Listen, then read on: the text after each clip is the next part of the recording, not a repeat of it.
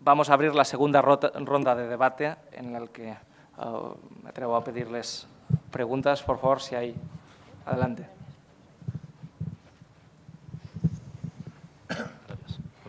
Hola, ¿se me oye, no? Buenos días, felicidades ante todo por la jornada. Soy Adrián Sánchez Molina, presidente de la Asociación Española para la Calidad en la Edificación, ASECE, y estoy aquí para hablar de la fotovoltaica en los edificios y la inseguridad jurídica que se está causando por parte de esta iniciativa legislativa del Ministerio de Industria o del Gobierno en general. Vamos a ver, voy a hacer una brevísima exposición, no quiero ser un ponente más, pero es muy rápido, porque la inseguridad jurídica no solamente está fuera, también está dentro. La ordenación relacionada con la edificación establece que hay que tener un código técnico, el cual obliga, a través de este compendio de normativas de edificación, que ha de haber una contribución mínima solar fotovoltaica en todos los edificios. Este mismo hotel donde estamos aquí ahora mismo, si se quiere acoger al plan Pimasol que el Ministerio de Agricultura, Alimentación y Medio Ambiente acaba de sacar ahora mismo, se va a tener que ver en la obligación de instalar unas placas fotovoltaicas. ¿Me quiere explicar a mí el Gobierno, desde la perspectiva de la edificación y en la representación de la asociación, como presidente que estoy aquí, que este edificio va a tener que pagar por la energía que se le obliga a generar para autoconsumir? Los 45 edificios del Corte Inglés, perdonad que diga el Corte Inglés, Carrefour, Mercadona, lo que queráis, que a partir de 4.000 metros cuadrados tienen que tener una instalación fotovoltaica, ¿también van a tener que pagar por esa energía que captan para su propio consumo? Pero es que es más, la que les sobra, viertan o no viertan a la red, ¿también van a tener que pagar por ella? O sea, la inseguridad jurídica internacional, totalmente de acuerdo, y podéis contar totalmente desde Ampere. Ayer estuvimos reunidos y sabéis perfectamente que contáis con la asociación ASECE, pero yo no me puedo creer que ahora mismo se le diga a cualquier edificio a partir de unas determinadas superficies construidas que esas placas fotovoltaicas que tiene instaladas va a tener que empezar a pagar por ellas. En Valladolid, Renault, que tiene 17 edificaciones con más de 125.000 metros cuadrados de placas fotovoltaicas para su propio autoconsumo, para fabricar sus coches, van a tener que empezar a pagar dinero por ello. Dejo ahí el debate y muchísimas gracias. Y enhorabuena por la jornada. El autoconsumo definitivamente es una parte importante del futuro y de la presencia de la fotovoltaica. El autoconsumo tiene varios aspectos. Uno de los aspectos, claro, es que donde hay bastante lugar sobre el techo para producir electricidad autónoma, es interesante cuando los costes son más bajos que lo que se paga al vendedor de electricidad. De otro tipo, una combinación de autoconsumo y storage. Almacenamiento. Almacenamiento. Puede ser interesante para sistemas un poquito isolados, pero también para apoyar, para ayudar a estabilizar la red en situaciones de alta radiación y baja consumación. Eso es interesante, pero mismo si estoy convencido que el autoconsumo crecerá en el futuro, ni siquiera se necesita un cuadro regulatorio para el autoconsumo, para conectar a la red. Los regulatorios de la red, los principios, cómo se puede conectar, la voltaje, etcétera, etcétera, es necesario, pero autoconsumo en combinación con feed-in en la red es importante, interesante. Y claro que pone, es simple hacer, pero es posible si hay un cuadro estable y claro para hacerlo. Efectivamente, agradecer tu pregunta y para complementar esto, en la pausa café se hablaba que hacer pagar por el autoconsumo de fotovoltaicos como imponerle a un ciclista que paga un impuesto por la gasolina que no va a utilizar. Entonces, pero son un poquito dos caras de la misma moneda, ¿no? Gracias a que han habido unas inversiones y unos productores que invirtieron, se financió en I+D, ha habido esta rápida curva de aprendizaje de la fotovoltaica, como comentaba el señor Verde, que ha sorprendido a todo el mundo. Pues esto ha generado una rápida miedo, reticencia entre importantísimos grupos de presión. Está esta anécdota, como puede estar también el que ahora se tenga que existan multas potenciales, creo recordar que hasta de 30 millones de euros por no declarar una instalación fotovoltaica. Entonces, si usted se la quiere jugar, si me permite la broma, mejor trafique con cocaína, porque a lo mejor la indemnización es menor. Quiero decir, pero son al final dos caras de la misma moneda. Entonces, bueno, de lo que se trata aquí también es de que una de las palabras que se repite más durante estas ponencias son sentido común. Entonces, de lo que se trata también es que gobierno y oposición sean sensibles al sentido común. A ver, soy Miguel Lorenzo, soy otra hormiguita y quería hablar de un tema que se ha esbozado pero no se ha hablado, y es que también hay riesgo regulatorio cuando no se pueden sustituir placas que están defectuosas, porque parece ser que si sustituyes las placas podrías producir más y eso pues, no lo quieren, ¿no? Entonces mi pregunta es, ¿cómo está el problema ese ahora? ¿Se pueden sustituir ahora las placas? ¿Cómo se va a poder sustituir en el futuro? Porque parece que hay un anteproyecto que contempla que se podrían sustituir. Y si da lugar a sanciones o no. Es decir, porque es el colmo. Si tú te compras un coche y si te estropea no lo puedas arreglar. Vamos, esta es otra también de sentido común. Sí, efectivamente es una magnífica apreciación.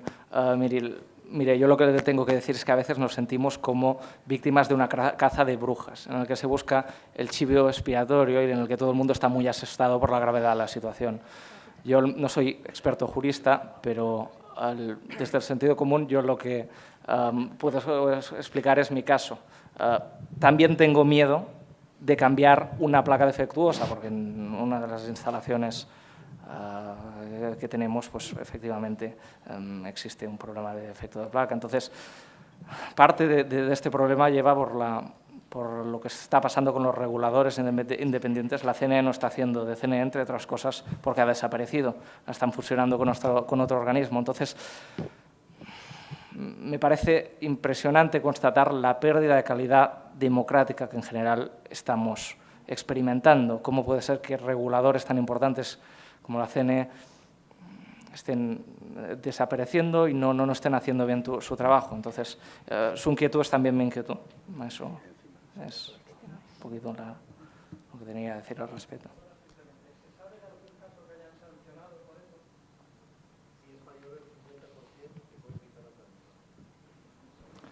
Sí, yo estuve en un foro recientemente y se comentó ese tema, que lo he comentado aquí precisamente, muy por encima, es verdad, pero sí, lo que se comentó en ese foro es que no hay nada cierto, hay una inseguridad absoluta. O sea, en ese foro, la conclusión del foro fue que nadie sabía muy bien dónde estaba la línea roja. Es verdad el principio general de que si cambias más, o sea, si cambias más del 50%, hay un poco de confusión. Si es más del 50% de la inversión original, hay quien dice que tiene que ver con que toques o no toques a la potencia total del parque, pero vamos, la casuística sería muy detallada. Pero en todo caso, lo que sí que está claro, y si le sirve de guía desde mi humilde posición, y no es mi especialidad bajar tanto a temas más administrativos, lo que sí se comentó en ese foro es que en todo caso, antes de hacer algo, hay que irse a la administración correspondiente y presentar un proyecto muy bien informado, con total transparencia, etcétera, es decir, puedo hacer esto. Y luego, conclusión también de ese foro era, pues, según quién te toque, cómo se haya levantado esa mañana el funcionario de turno, si ha desayunado o no, si se conoce la normativa o no, y según la información que haya recibido de la CNE, y esto es como lo del cuento, que empieza uno contándolo de una manera y cuando llega al final de la cola es otro cuento distinto, pues había administraciones públicas que interpretaban las directrices de la CNE en un sentido más restrictivo y otras que lo hacían de forma más amplia, lo cual a su vez tiene el efecto pernicioso de que a lo mejor te dicen hoy que sí o le han dicho al de al lado tuya y dentro de una semana era que no. Entonces, bueno, ahí hay la conclusión de todo esto, insisto, desde la mayor humildad, era que no había ninguna seguridad, que lo que sí que había que pasar era el filtro de administración y que caso por caso, funcionario por funcionario, literalmente se podría tener una autorización limpia o no, pero en ningún caso alegremente, entre comillas, decir tengo 5 paneles rotos, voy a ir y luego ya preguntaré. Mejor esperar, preguntar y luego actuar en función de la resolución administrativa. Quiero dar el turno de palabra a Juan Castro Gil, abogado de la asociación, que de seguro sabrá complementar esta pregunta. Hola. Es que en realidad es todavía muchísimo más dramático que todo esto. Yo lo siento, pero es que es más dramático que todo esto. Hasta la entrada en vigor del Real Decreto Ley 9/2013, ya se había modificado incluso la pseudodoctrina de que si había una modificación del más del 50% era un cambio sustancial de la instalación y, por tanto, literalmente acababan con tu tarifa, te echaban del régimen especial. De hecho, no te echaban del régimen especial, te pasaban al régimen especial sin tarifa, una subsección que crearon ad hoc para esta historia, con las inspecciones del 2003. Esto ya es que hasta ha sido superado. Cuando en ese ínterin, en ese momento, efectivamente, nosotros en la asociación contestamos a muchas preguntas porque todos los que tenemos planta saben que el granizo no rompe módulos, que algún proveedor te vendió algo que era un poco diferente. Bueno, lo normal en cualquier tecnología. Claro, entonces, efectivamente, como está diciendo muy bien Rafael, la explicación que te daban es que como se habían literalmente volatilizado el entender administrativamente que el cambio sustancial era, si había una modificación del 50%, porque era evidente que iban hacia ese sentido, eso había desaparecido, trasladaron a los productores que lo que había que hacer era acudir a los entes autonómicos que tienen que dar la autorización administrativa para que verificasen esa situación. Claro, esto es un brindis al sol, pero ya no solamente porque tuvieses que atender a lo que te decía el funcionario de turno, sino porque el funcionario de turno viene, también es sufridor de la inseguridad jurídica del país y también viene de que le acaben de decir que es un casi prevaricador porque dieron autorizaciones administrativas en el año 2008 y parece ser que ahora las dieron fatal. Entonces, claro, ¿qué es lo que sucede? El funcionario de turno de la Administración Autonómica dice, uy, yo aquí no me mojo ni un pelo. ¿Por qué? Porque es evidente que si modificas la instalación en una cosa, quiero decir, pues porque te ha ardido un inversor o un centro de transformación, que es absolutamente normal que te pueda pasar si tienes una instalación grande. Y resulta que el funcionario de turno de la Administración Autonómica tiene que poner un escrito que eso no es una modificación sustancial y luego después resulta que el organismo regulador, que era la CNE y ahora no sabemos la madre de quién es, viene y le quitan la tarifa a ese pobre, miserable insecto, productor fotovoltaico. Va a decir, anda, pero yo es que a lo mejor le puedo reclamar a este señor de que me dio la autorización administrativa para el cambio, porque él me dijo que estaba bien y ahora resulta que no está mal, que está mal. Y resulta que me voy a arruinar otra vez por culpa de la decisión de un fulano, que por cierto es el Estado. Terrible.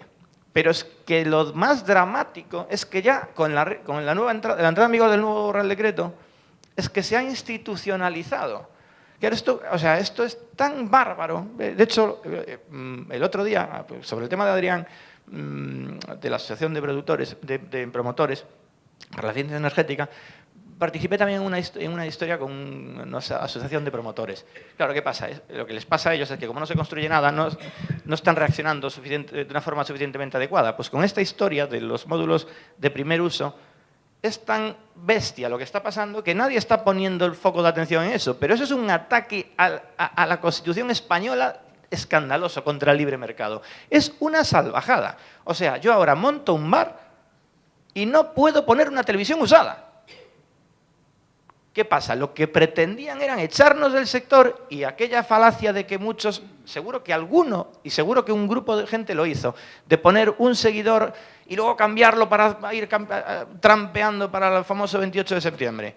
Y para eso tenían que decir que no podía haber un mismo número de serie de un módulo fotovoltaico en 2 plantas distintas. Bueno, pero mire, es que búscalo de otra manera. ¿Pero cómo me puede prohibir a mí que yo ponga en mi instalación módulos que tengo desde hace 3 años? Es que, a ver, que venga un jurista y que me diga en qué cabeza cabe eso. Es una barbaridad. ¿Qué pasa? Son tantas que esta pasa desapercibida. Pero yo conozco un asunto de un parque eólico pequeñito que le salían unos números estupendos a pool sin utilizar tecnología nueva. Simplemente utilizando tecnología antigua, digamos, remasterizada. Mire, si yo cumplo técnicamente, económicamente y doy seguridad al suministro y no tengo problemas con la red, ¿quién es usted para decirme que tengo que poner una instalación del trinque? Esto parece una tontería, pero os aseguro que es un atropello jurídico de uno más de los 200. O sea, es una actividad más que lo que intenta provocar es que no exista productor insecto.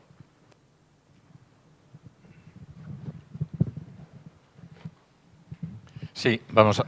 ¿Se me oye? Sí, vamos a ver, soy Javier Escalada, soy un pequeño productor, yo no me considero una hormiga, yo soy yo, pero sí que quería decir una cosa. Vamos a ver, me da la impresión de que no paramos de llorar, de intentar educar a la gente y realmente no nos está sirviendo para nada, porque lo que se está jugando la gente es dinero. Y efectivamente, la energía renovable cuesta más dinero, independientemente de las razones por las que cueste más dinero, independientemente de que los inversores no ganen dinero con ello. A la gente le cuesta más. Vale. ¿Qué es lo que ha hecho la gente? ¿Qué es lo que ha hecho el Estado, mejor dicho, los políticos? Bueno, los políticos han propiciado un cambio normativo con el que han conseguido 2 cosas. Es una pregunta para Rafael Cruz. La primera, que nadie del exterior, ninguno de los fondos de inversión, considere España como país. Y luego paralizar, no 2, 3, paralizar totalmente la inversión en el interior del país y hacer absolutamente irrentables las instalaciones, de forma que la única forma que en la mayor parte de ellas, por su elevado apalancamiento, tengan para sobrevivir, es prolongar la financiación. Claro, la financiación, pues bueno, en su día firmamos Euribor más 1, Euribor más 0,75, firmábamos a un 5%, en mi caso, estoy hablando del 2007, finales del 2006, firmamos a un 5,50, 5,75, bueno, con lo cual, pues bueno, aparte de los 100.000 euros o 150.000 euros que tuvieras que poner para una instalación tipo de 100 kilovatios, sobre 600.000 euros que te tuviste que pedir al banco, pues tú, joder, ahora mismo por la caída del Euribor, el banco está cobrando entre 15 y 20.000 euros menos. ¿Qué consigue con esta pérdida de beneficios? Que la prolongación de la financiación, pues te lo digan o te lo propongan, pues Euribor más 5, Euribor más 7, de forma que el sector financiero recupere lo que no ha cobrado. Vemos que claramente hay 3 sectores ventajosos, con ventajas, es decir, que obtienen unos beneficios absolutos. El primero, el bancario, que recupera rendimientos. El segundo, el energético, que tiene todo el sector para ahora y para el futuro absolutamente controlado sin que nadie les pueda hacer competencia.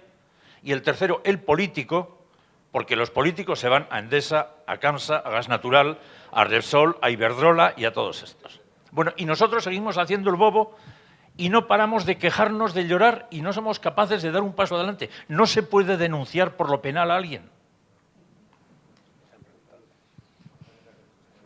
Bueno, eso es. Bueno. Vamos a ver. A ver, bueno, como la pregunta era dirigida a mí, sobre la demanda por lo penal no voy a responder. Creo que antes ya ha habido una situación parecida, pero bueno, evidentemente yo creo que todos tenemos nuestras propias conclusiones más o menos viscerales, porque a todos nos toca más o menos directamente este tema y bueno, creo que es Yo creo que voy a contestar de una forma muy, espero que elegante, y es que creo que siempre hay que contemplar, y lo he hecho como abogado toda mi vida, siempre hay que contemplar todas las alternativas de defensa y de ataque. Que cada uno tome las que estime por conveniente. Yendo al enfoque genérico, yo creo que ha apuntado 3 sectores muy concretos. No, claro. No, lo que pasa, bueno, es que podemos elevar el discurso todo lo que queramos, ¿no? Podemos irnos al concepto de class action americano, erigirnos todos en Erin Brockovich de la vida del sector fotovoltaico y convertir esto en sería maravilloso, ¿no? O sea, si se pudiera llegar a esas situaciones sería estupendo, ¿no? A lo mejor hay que revisar todo el sistema, lo cual es muy complicado. Yendo un poco a los ámbitos que ha comentado, yo creo que sí, o sea, ha apuntado un par de cosas muy interesantes.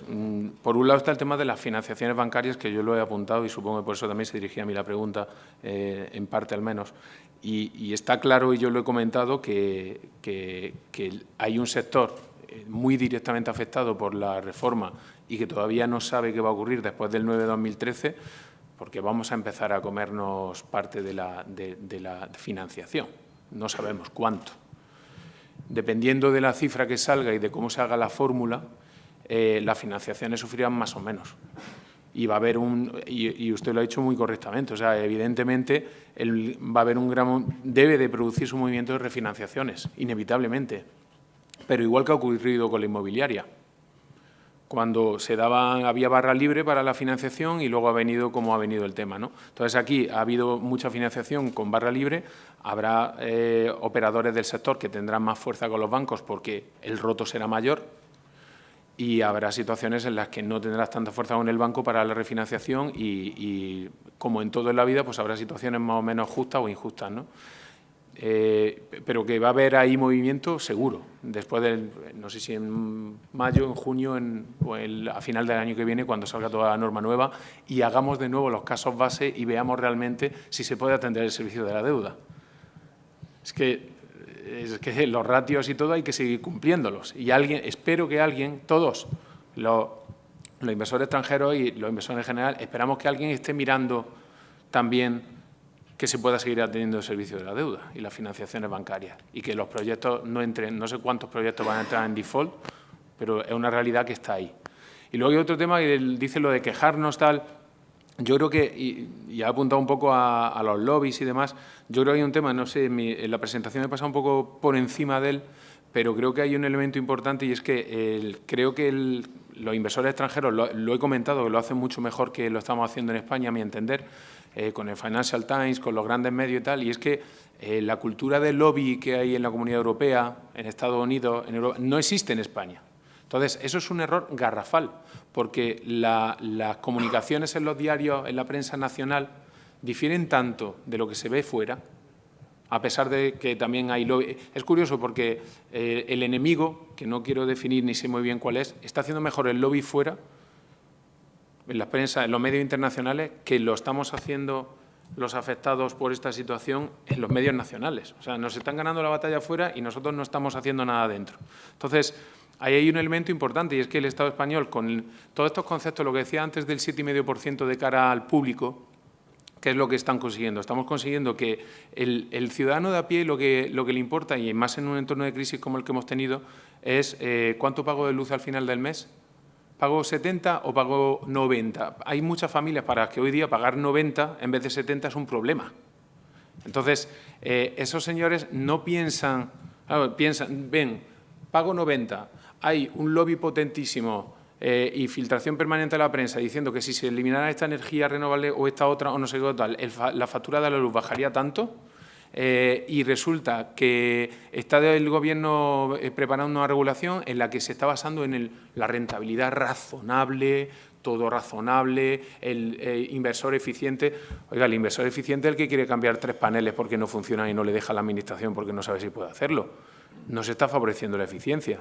Entonces, creo, y eso es una opinión un poco personal, pero creo que lo que me transmiten los fondos y los colegas con los que hablo en Europa, que deberíamos hacer mucho mejor la tarea ayudándonos con asociaciones como Ampier, con todas las asociaciones sectoriales a nivel individual, cada uno en su nivel de posibilidades, hacer mucho más lobby para que cambie la percepción, porque si el consumidor final, que es el que vota a un partido o a otro, y aquí en grano con lo que decía Juan Verde, no es capaz de dar un voto de castigo porque al final lo único que mira es su bolsillo al final del mes y le están transmitiendo un mensaje de que estos están lucrando y tal y por fin los vamos a poner en su sitio con la rentabilidad razonable. Eso es docencia. Yo lo que estoy hablando, dejando aparte la docencia que no nos sirve de nada, denuncia judicial, ¿qué posibilidades hay? Personal. Sí, sí. Y estoy hablando por alteración, reunión por alteración del precio de las cosas. Estoy hablando por un montón de historias que se podría hacer. Joder, los abogados tenéis soluciones para todos. A lo mejor se va cobrando, bueno, pues ponemos 1.000 euros cada uno y cogemos al mejor gabinete de abogados y vamos a por ellos. Y estoy hablando por los Iberdrola, estoy hablando por los ministros, los de ahora y los de antes.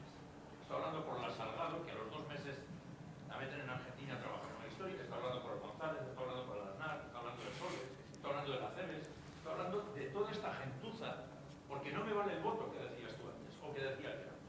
El voto no, porque en definitiva los socialistas nos hicieron polvo, nos recortaron el 30 y tantos por ciento. Han venido estos y nos han metido un impuesto que no es retroactivo porque es nuevo, pero van a seguir con esto.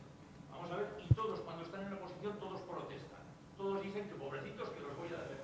Sí, hasta que llegan. Sí. Pues vamos a por ellos. Si me permite intervenir en el debate, estamos todos en una situación, como productores, en una situación límite, como animales acorralados. Y en esta situación es normal que este pensamiento, esta voz de recurrir a lo penal tome fuerza. Yo, y desde Ampier, lo que siempre hemos creído es entender puentes. Mire, yo, en mi caso, este libro de tecnología, con esta nueva reforma energética, tendré que devolver, probablemente, de minorar las subvenciones que la Generalitat me dio a fondo perdido cuando tenía 16 años.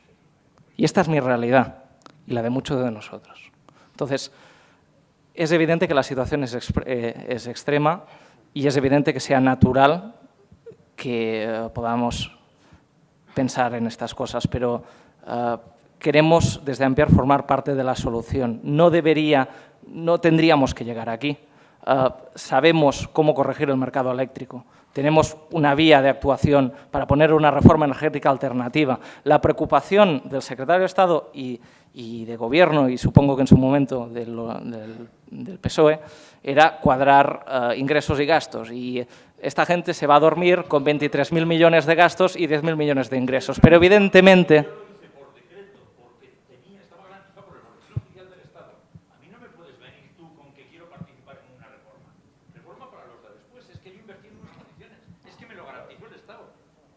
¿Qué es eso de que intervenir en una reforma?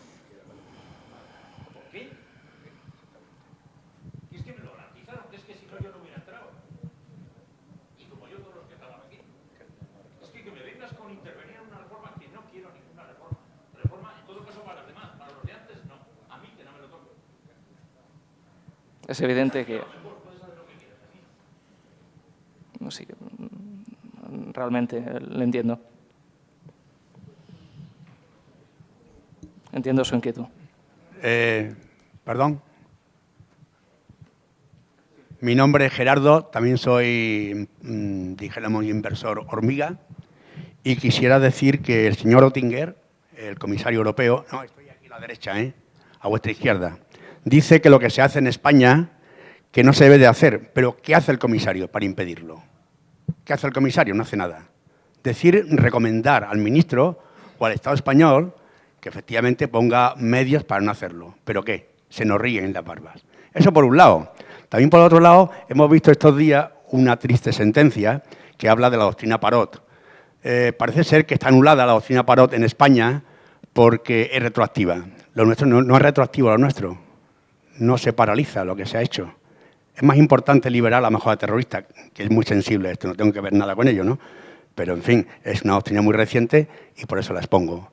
Y la dejo en el aire para que cada uno reflexione si le parece oportuno. Y nada más. Gracias.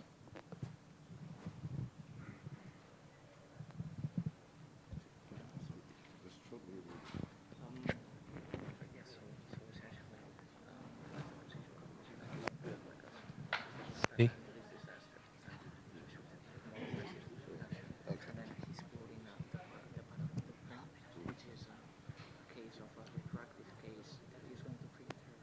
¿Sí? Ok, vale. Bueno, Sí, otra pregunta. la posición del comisario Oettinger es difícil. Es difícil de manera que, como todos los comisarios, de una manera es enviado de un país, pero es comisario europeo que debe entregar las ideas de la Comisión Europea. En tanto que yo entiendo, y a veces se discute con el comisario, lo que yo entiendo es que de una manera está convencido que cambios retroactivos definitivamente no se pueden hacer, no se debe hacer, pero, y eso es porque yo digo, es difícil claramente entender lo que es su posición. Hay a veces pequeñas expresiones digando, pero quizás hay situaciones donde se puede comprender. Eso es lo que hace bastante difícil entender exactamente lo que quiere el comisario y lo que quiere la Comisión Europea. En lo que entiendo yo de lo que hacen, es de una manera, cada vez que aprenden que hay cambios inadvertidos, cambios retroactivos en sistemas de apoyo para energías renovables, intervienen de una manera u otra, intervienen en los demás casos, significa escriben cartas oficiales, preguntando al gobierno por qué lo hacen, cuáles son los resultados, van a obtener sus objetivos para 2020 y si no van a obtener hay problemas con el contrato europeo. Eso es la posición. No es muy definitiva y claro que del nivel europeo lo que se puede hacer la Comisión Europea es observar si un Estado miembro obtiene sus objetivos de las directivas. Y hoy día, claro que hay muchos expertos, bastantes expertos, que dicen que, por ejemplo, en España es bastante seguro que no van a obtener los objetivos de 2020, pero hay todavía 7 años a continuar y por eso lo que puede hacer, lo que hace la Comisión es escribir estas cartas oficiales que son los primeros pasos de un infringement procedure. El procedimiento de infracción. Sí, procedimiento de infracción.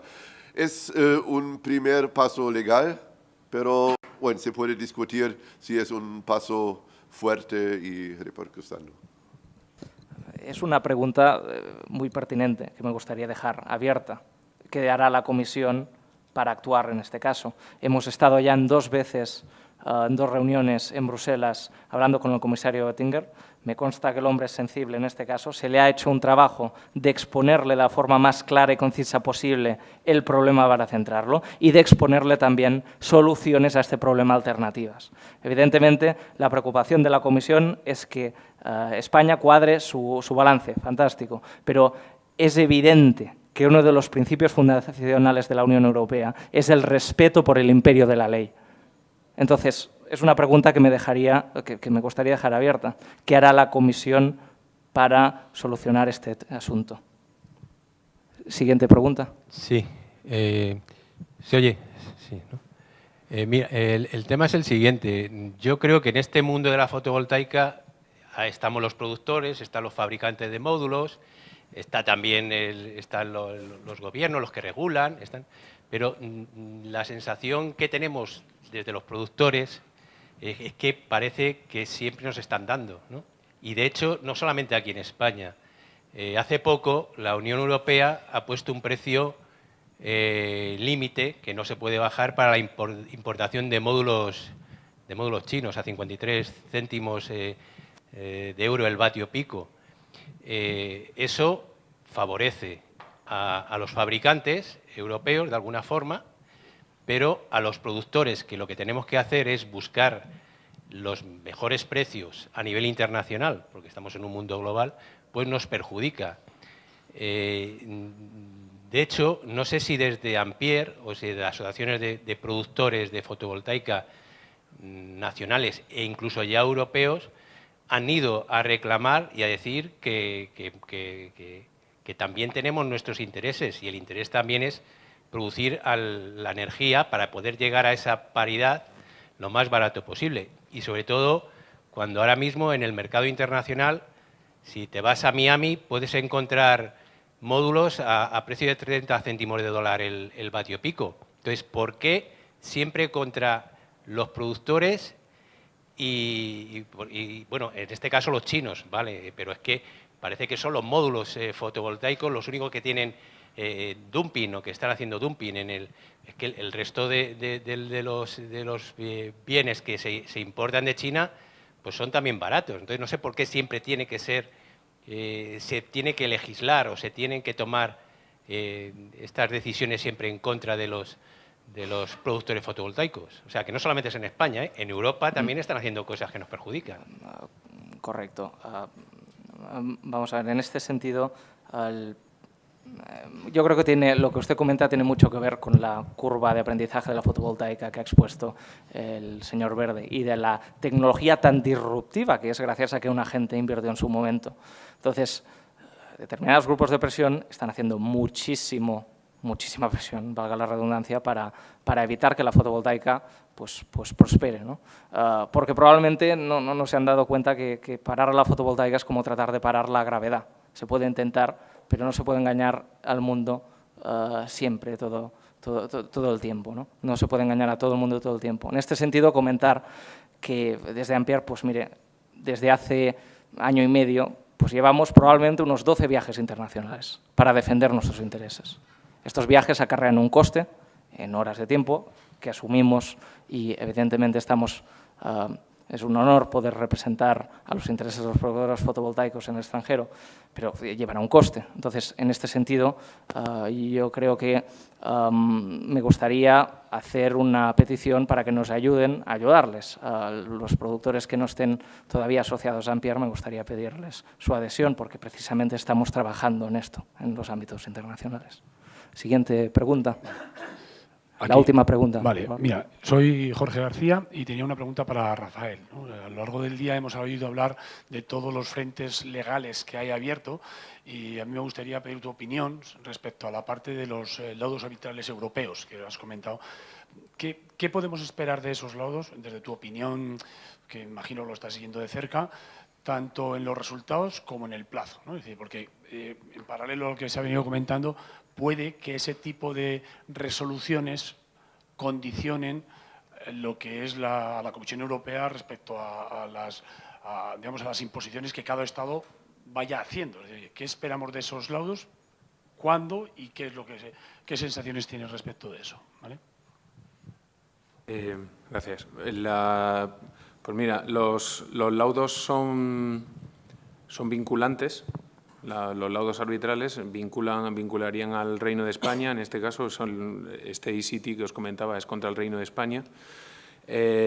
Los laudos no permiten cambiar la legislación, o sea, no pueden ordenar la derogación de una norma nacional, pero lo único sobre lo que deciden es daños, básicamente.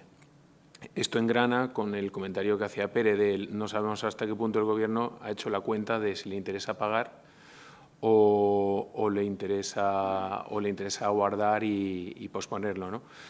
Pero sería una decisión de daños. Es plenamente ejecutiva, con lo cual el Gobierno español tendría que pagar. Se están pidiendo daños millonarios, se van a pedir daños millonarios porque no tienes por qué cuantificar los daños desde el principio. Muchas veces pides que se decida sobre si se ha producido el daño y luego se cuantifica. Hay como distintas fases, ¿vale? En cuanto a los plazos, más breves que la jurisdicción española, si nos fuéramos hasta el Supremo, pero aún así, teniendo en cuenta que se pueden plantear, digamos, excepciones dilatorias del procedimiento, ya sean procedimentales o de otro tipo, y se puede alargar el procedimiento desde un punto de vista estratégico, pues bueno, los plazos teniendo en cuenta cuando se han planteado los primeros laudos, yo no lo haría nunca antes de principios del 2015, a lo largo de 2015, tener los primeros laudos, en una aproximación prudente tirando optimista, ¿eh? Entonces, puede haber pronunciamientos que puede haberlo antes, no lo sé, no creo. En ese entorno sería razonable y el laudo sería firme. En ese momento, evidentemente, si el primer laudo que hubiera estimatorio, si lo hubiera, pues sería una herramienta muy útil, tanto para los otros laudos que vayan en la secuencia, como para utilizarlo como un arma más, ¿no? Pero estamos moviéndonos en esos parámetros.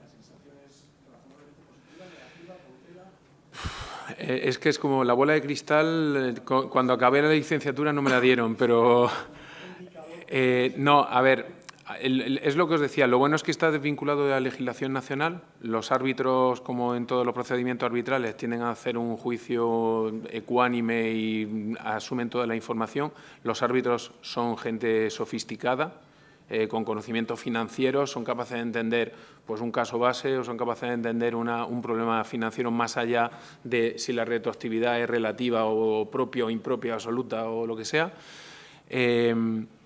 Y tienen un cierto viso de imparcialidad, ¿no? O sea, en ese sentido, pues bueno, la sensación que transmite un tribunal arbitral es que, como mínimo, la decisión va a ser ponderada y va a ser ecuánime. No va a haber un nivel de injerencia porque sea el gobierno español o el gobierno inglés o el gobierno el que sea, ¿no? Sensaciones, es complicado adivinar por dónde va a salir. Yo creo que cuando, evidentemente, la gran piedra de toque será cuando salga el primero, si el sesgo es pro inversores o pro Estado, marcará una pauta y puede ser importante, ¿no? Pero ahora mismo es muy difícil dilucidarlo, la verdad. Muy bien, con esta pregunta cerramos ya el turno de debate. Hablábamos hoy, durante estas jornadas, que creo que han sido muy productivas, de tender puentes. Desde Ampier hemos reorganizado el último acto porque hemos considerado importantísimo, fundamental, tender un puente. Hemos invitado a Hugo Morán, que va secretario de Medio Ambiente y Desarrollo Rural del PSOE. Esta mañana le he dicho al señor Morán que lo presentaba como un amigo, porque se me consta que él personalmente ha sido sensible a nuestras inquietudes. Entonces, Hugo, estamos encantados de tenerte aquí y lo que me gustaría pedirte en este evento es recordarte que venimos de muy lejos, que nos estamos acercando pero seguimos lejos. Y recordarte también que yo estaba viendo la televisión cuando el señor Rubalcaba anunciaba el 23 de diciembre de 2010 el Real Decreto Ley 14 de 2010. Entonces, me gustaría saber, ojalá desde el PSOE se esté reconduciendo esta situación y ojalá el señor Rubalcaba se pueda sensibilizar en este asunto, entendiendo que venimos desde muy lejos. Hugo, me gustaría invitarte a participar en esta jornada. Estamos encantados de tenerte aquí. Gracias.